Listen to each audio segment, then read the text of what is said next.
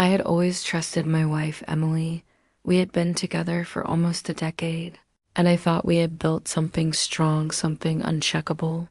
She was loving, supportive, and always claimed to be proud of the life we had created together.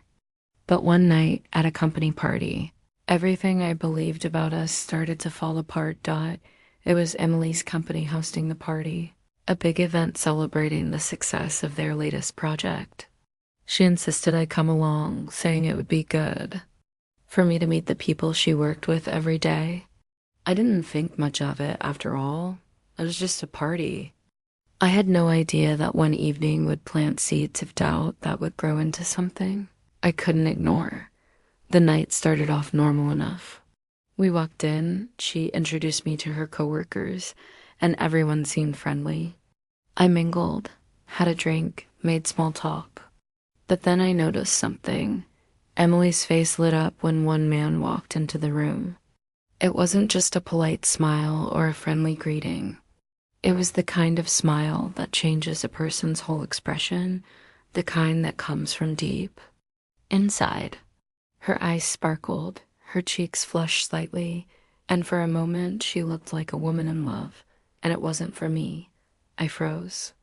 I had never seen her look at me like that in years, maybe not even since our early days of dating. But here she was, glowing at the sight of another man. The man was tall, confident, with that easy charm some people naturally carry. He walked over, and Emily greeted him with a warmth that cut straight through me. She touched his arm lightly.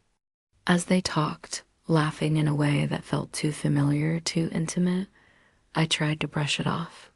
Maybe they were just close coworkers. Maybe I was overthinking it. But the longer I watched, the more the pit in my stomach grew.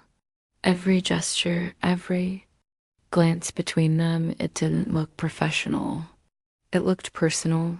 I forced a smile, tried to act normal, but my mind was spiraling.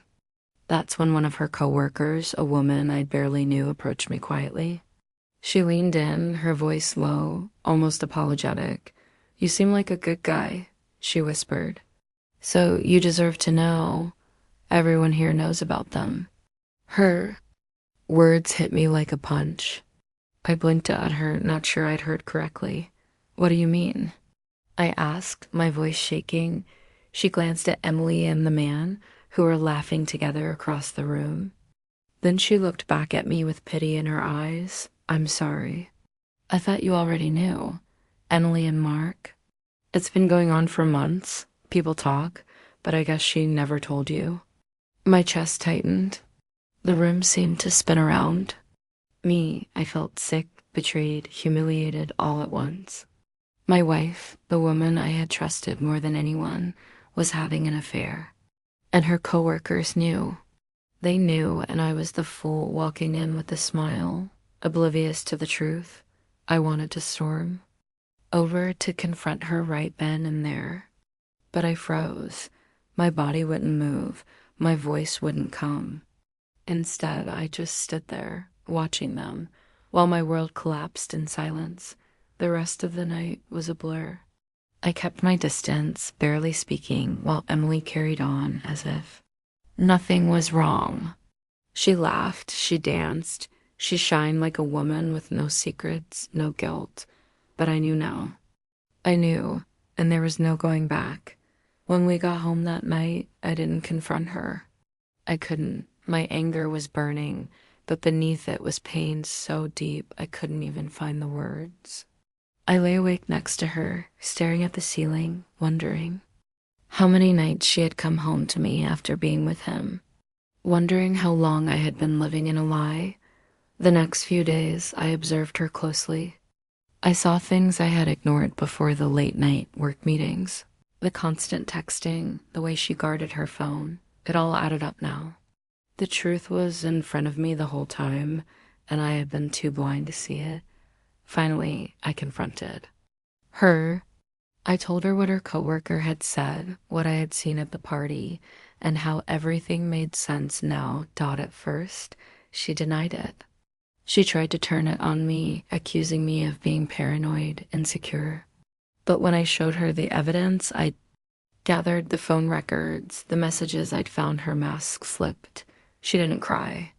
She didn't beg for forgiveness. Instead, she looked at me coldly and said, "So, what if I did? You've been so focused on work, on everything else, that I needed more. Mark gave me what you couldn't." Her words shattered whatever was left of me.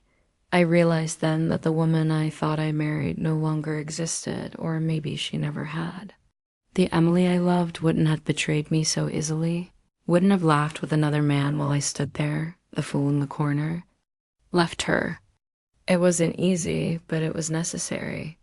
She thought I would stay, that I would accept her excuses, that I would keep living in the shadow of her betrayal.